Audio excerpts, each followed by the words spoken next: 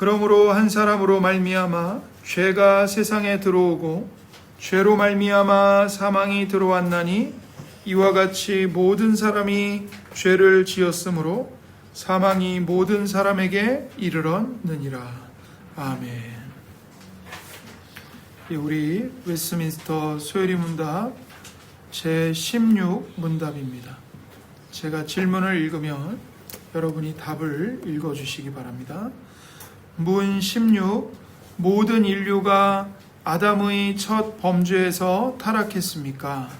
아담과 맺은 언약은 아담 자신만이 아니라 그의 후손도 위한 것이었습니다. 따라서 보통 출생 방식에 의해 아담에게서 태어나는 모든 인류는 아담 안에서 죄를 지었으며 그 첫 범죄에서 그와 함께 타락했습니다. 아멘.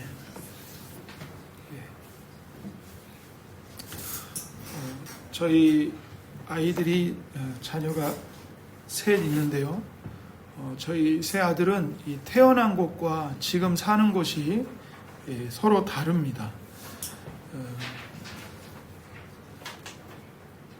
서울에서 태어난 아들도 있고 또 동두천에서 태어난 자녀도 있는데 결국 저희가 살고 있는 곳은 여기 양주죠. 그러니까 우리 어린 자녀들이 아주 어렸을 때 혹은 태어나기도 전에 스스로 집을 알아보고 이사할 집의 계약서를 작성하고 이삿짐차를 불러서 여기 양주로 이사해서 살고 있는 것이 아닙니다. 그렇죠? 우리 친구들은 아무것도 하지 않았는데 지금 부모님이 계시는 이곳에 와서 살고 있는 거예요. 그 이유는 바로 각 가정의 집의 대표인 아빠와 엄마가 양주시에서 살기로 결정을 하고 이사를 하고 우리 집의 주소를 양주로 등록했기 때문입니다. 그래서 부모님의 결정과 선택이 우리 자녀들의 선택과 결정이 자동적으로 된 거예요. 그래서 어린 자녀들이 직접 이사할 집을 알아본 것도 아니고 계약서에 서명을 한 것도 아님에도 불구하고 그 대표, 즉 아빠와 엄마의 선택과 서명으로 인해서 우리 어린 자녀들의 사는 곳이 결정된 겁니다. 이렇게 우리 사람들이 살아가는 생활 속에는 이런 대표성의 원리가 작동을 하고 있어요. 그러니까 예를 들면 축구 경기에서도 그 국가대표 선수가 골을 넣으면 온 국민이 함께 기뻐하죠. 골을 넣은 건 그 축구 선수 개인이에요. 그런데 그 선수만 기뻐하고 즐거워하는 게 아니라 같은 팀 그리고 그 국가대표를 응원하는 많은 국민들이 같이 기뻐하고 즐거워합니다. 그리고 그 국가대표 선수가 경기에서 이기면 마치 우리나라가 승리한 것처럼 기뻐하게 되는 거죠. 그렇게 이것이 우리가 직접 가서 축구 경기를 한 것도 아니고 내가 골을 넣은 것도 아니지만 축구 선수들이 우리나라의 대표 선수가 돼서 경기를 한 거기 때문에 우리나라 대표 선수가 이기면 우리가 이긴 게 되는 거고 우리나라 대표 선수가 축구 경기에서 지면 우리나라가 진 것과 똑같이 되는 거죠. 이게 바로 대표성의 원리예요.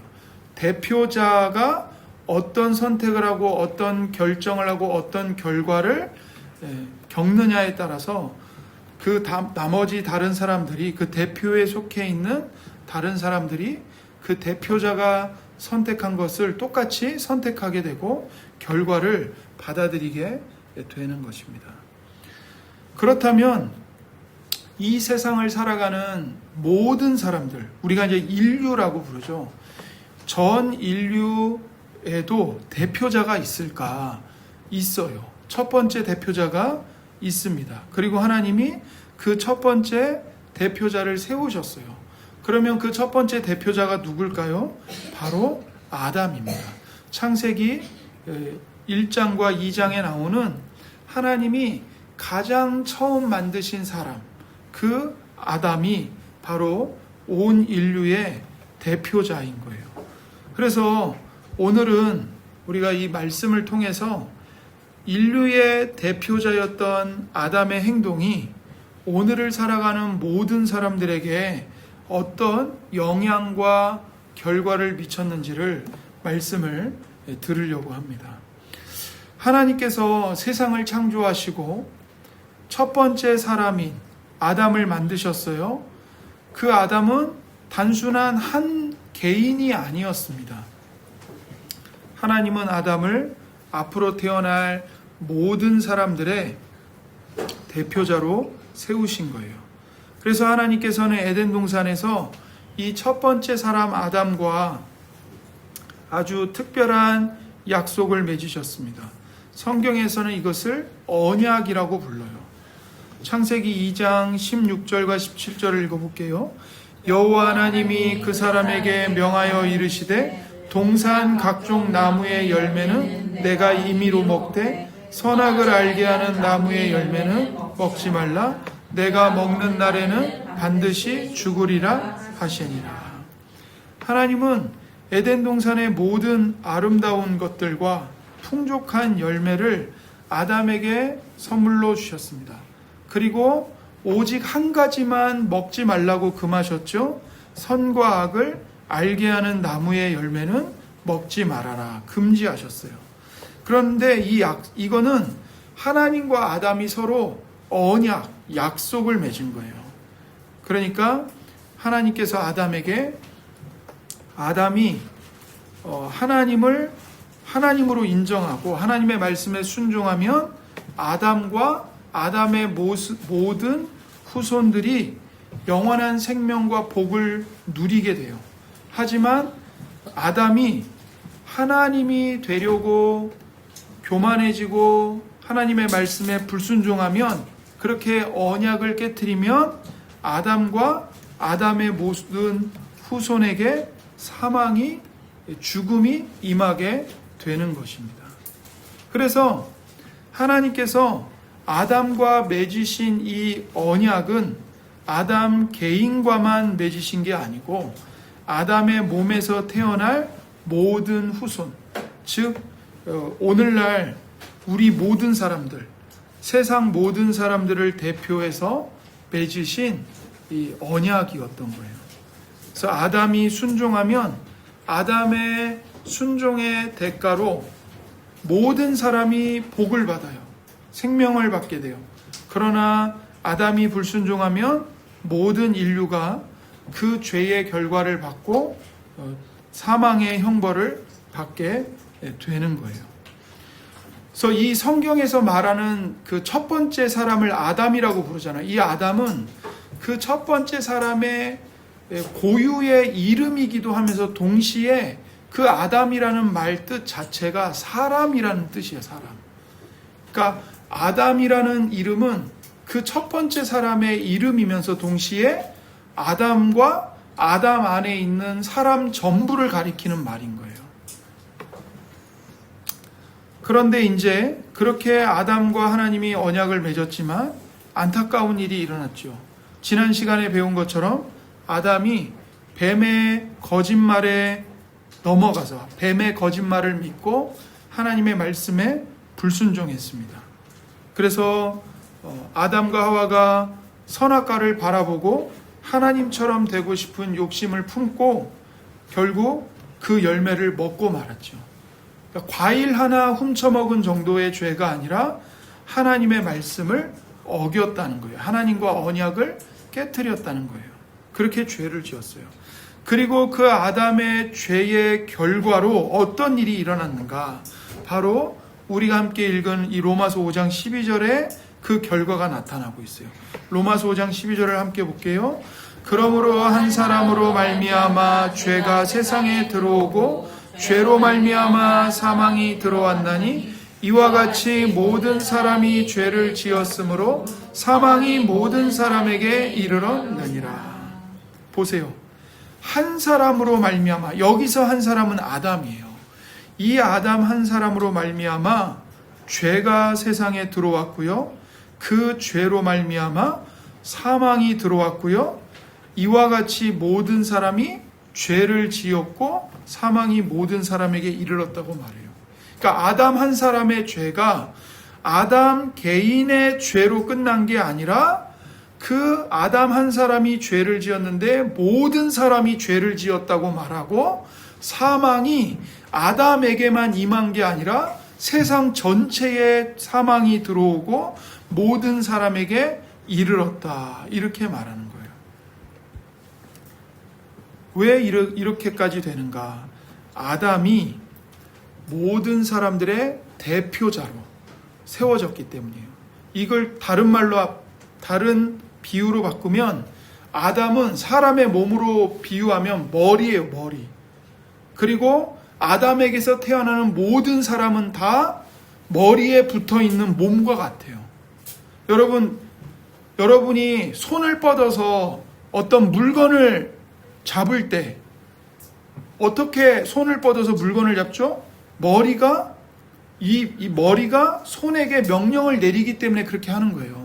여러분의 머리가 물을 마셔야 되겠다 생각을 하고 그 신호, 그 명령을 보내니까 손을 뻗어서 물컵을 잡아서 물을 마시게 되는 거죠. 여러분의 머리가 교회에 가야지 그렇게 명령을 내리니까 집에서 나와서 버스를 타거나 자동차를 운전해서 교회로 오는 거예요. 그러니까 머리가 어떤 선택을 하고 어떤 명령을 내리느냐에 따라서 몸이 움직이듯이 아담은 아담 한 사람이 아니라 전 인류의 머리였다고요, 머리. 그래서 이 머리인 아담이 순종하면 머리만 복을 받는 게 아니라 전 인류가 복을 받아요. 그런데 아담이 머리이기 때문에 머리인 아담이 불순종하자 아담만 벌을 받는 게 아니라 이 머리인 아담에게서 나오는 모든 전 인류가 다 같이 벌을 받게 되는 거예요. 그래서 우리 소유리문답 제16문을 다시 한번 보면요. 제가 읽어볼게요. 문 16. 모든 인류가 아담의 첫 범죄에서 타락했습니까?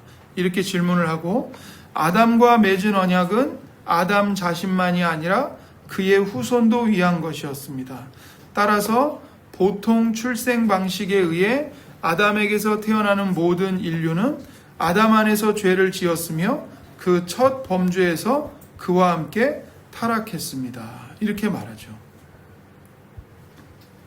여기 중요한 말이 있어요. 뭐냐면 보통 출생 방식이라는 말이에요.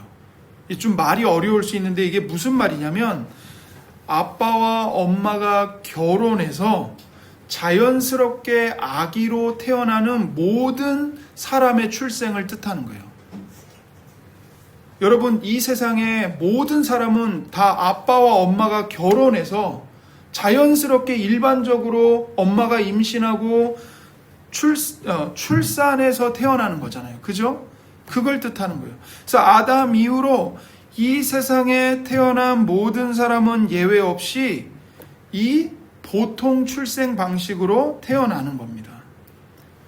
따라서 아담이 인류의 대표로서 하나님 앞에 죄를 지었을 때 그렇게 아빠와 엄마가 결혼해서 태어난 모든 사람들도 아담 안에서 함께 죄를 지은 것이 되는 거예요.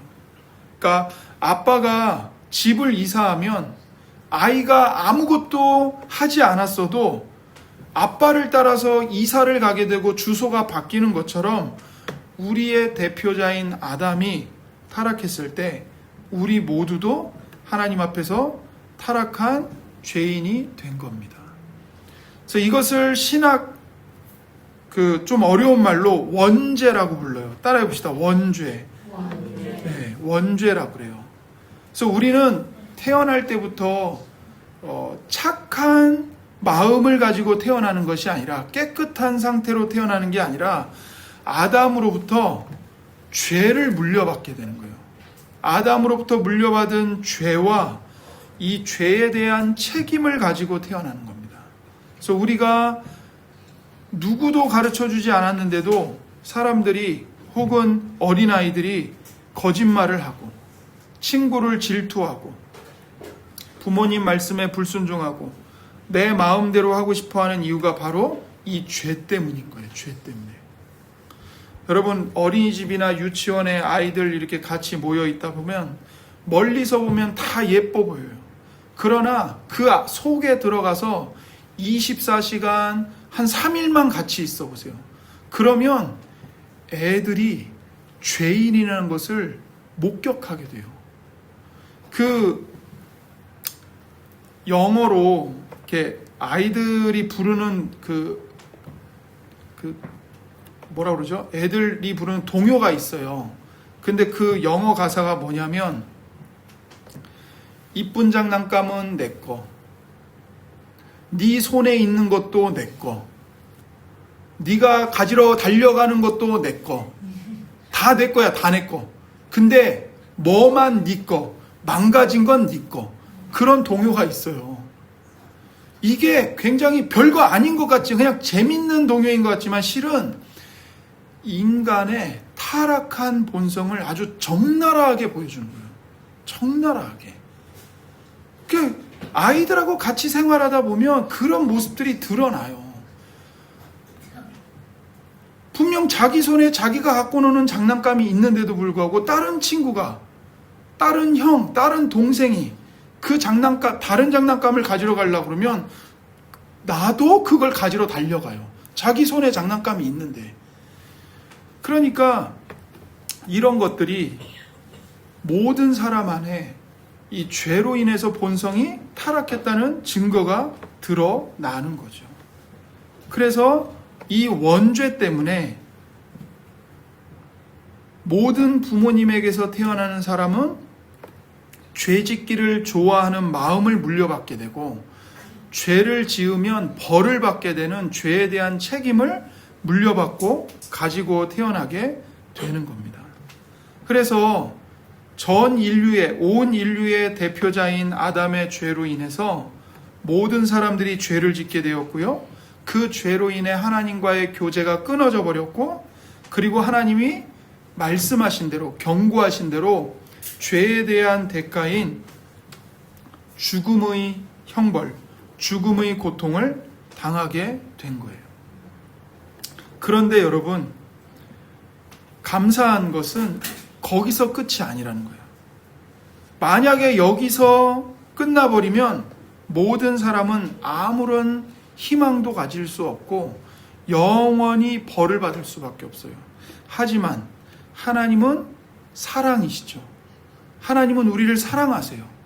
우리를 사랑하시는 하나님께서는 우리를 그 죄 가운데 죽음의 고통 속에 그냥 내버려 두지 않으셨습니다.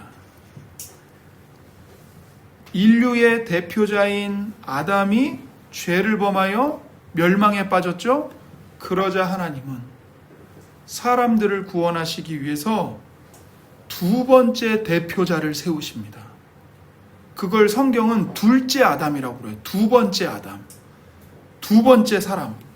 그분이 누구냐면 바로 예수님이세요. 예수 그리스도세요. 고린도전서 15장 21절 22절을 읽어볼게요. 사망이 한 사람으로 말미암았으니 죽은 자의 부활도 한 사람으로 말미암는도다. 아담 안에서 모든 사람이 죽은 것 같이 그리스도 안에서 모든 사람이 삶을 얻으리라. 여기 보세요. 사망이 한 사람으로 말미암았어요. 여기서 한 사람은 누구예요? 아담이에요. 죄를 범한 아담. 그런데 죽은 자의 부활도 한 사람으로 일어났대요. 여기서 한 사람은 누굴까요? 예수님이십니다. 그래서 아담 안에서 모든 사람이 다 죽었습니다. 그와 똑같이 이제는 어떤 구원이 일어났는가? 그리스도 안에서 모든 사람이 삶을 얻으리라. 이 삶은 생명을 뜻하는 거예요. 생명. 모든 사람이 생명을 얻는다는 거예요. 그리스도 안에서.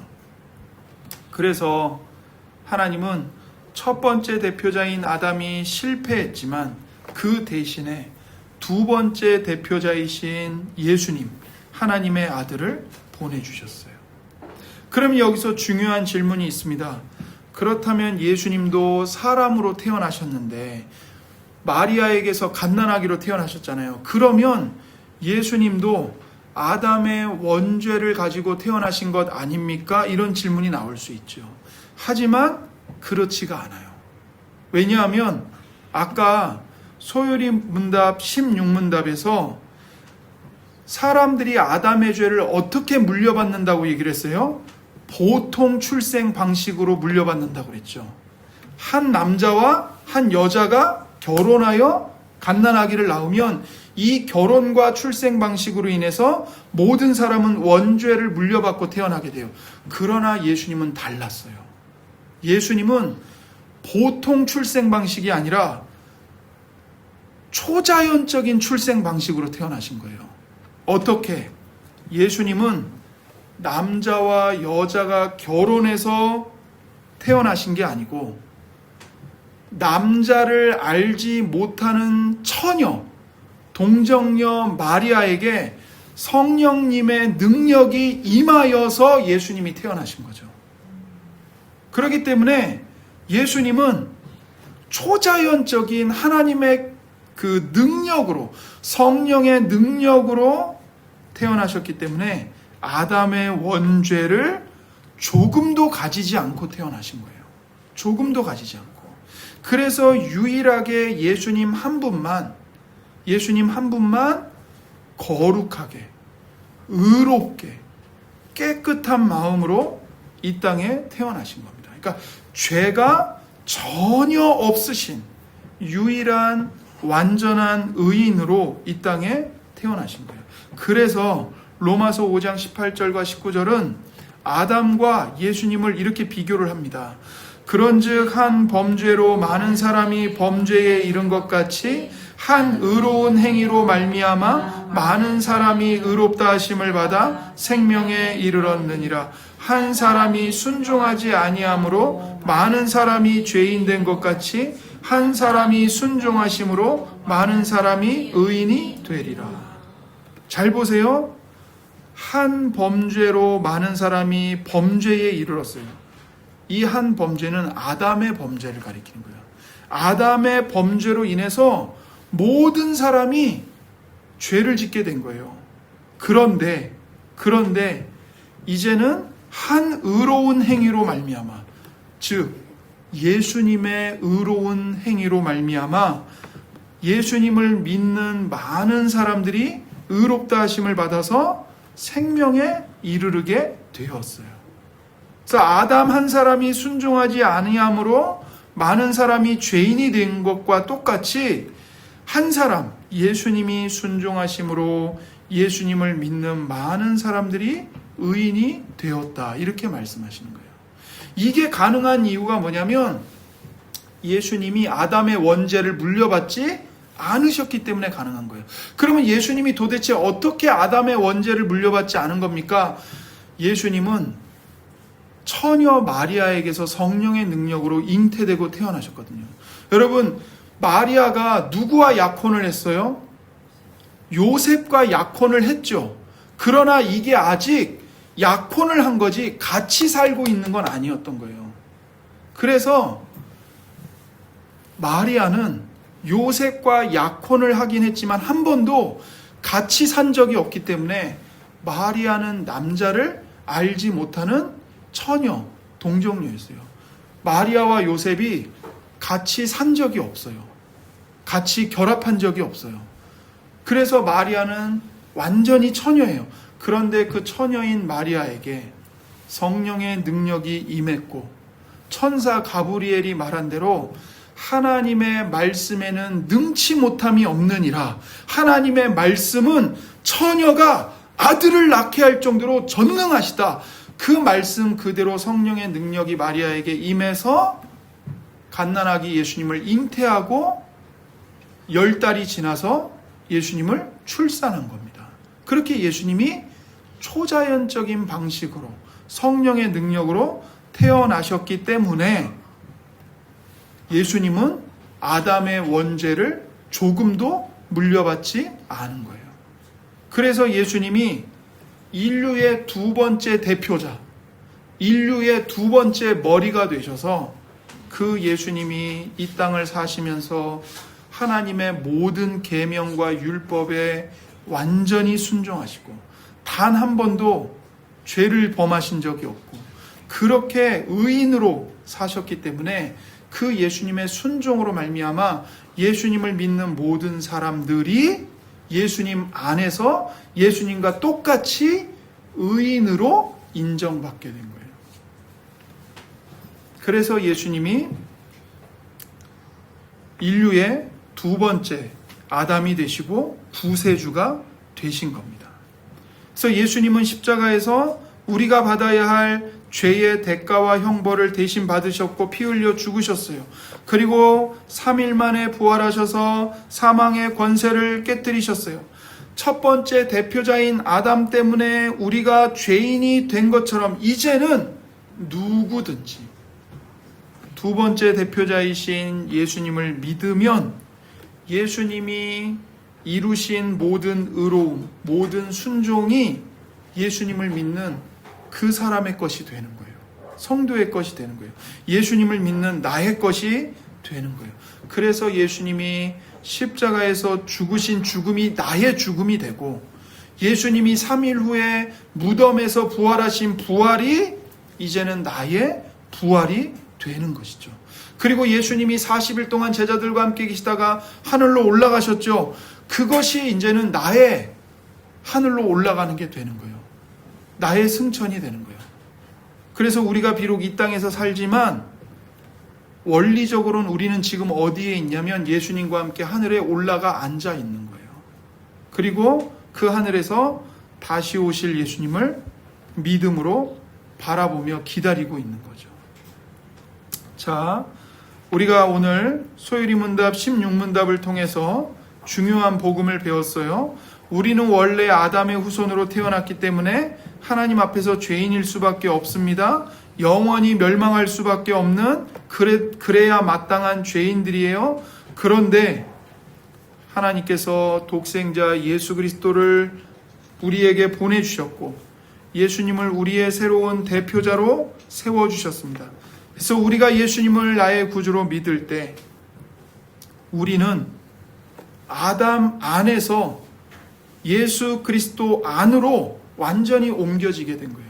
그러니까 예를 들어서 저희 첫째 아이가 서울에서 태어나서 서울에서 살고 있었는데 제가 양주로 오기로 결정하여 양주로 오게 됨으로써 첫째 아이가 양주에서 사는 걸로 주소지가 옮겨진 것처럼 우리가 본래는 아담 안에서 있었고 아담 안에서 살고 있는 자들이었는데 하나님이 예수님을 우리 가운데 보내주시고 예수님이 우리의 대표자가 되셔서 이제 우리가 사는 곳이 아담 안이 아니라 예수님 안으로 완전히 옮겨지게 된 거라고요. 그래서 여러분은 이 세상에서 살지만 이미 천국 안에 들어와서 살고 있는 겁니다. 아니, 천국은 죽어서 가는 곳 아닌가요? 아니에요.